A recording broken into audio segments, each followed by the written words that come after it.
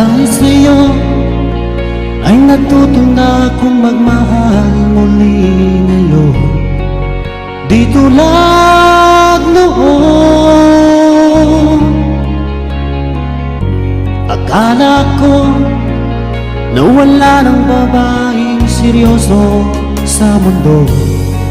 Ibinuhay mo ang puso kong bato.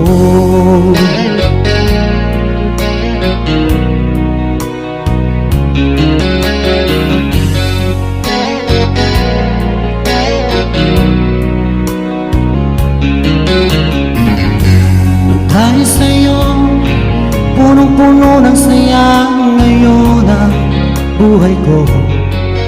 Di tulad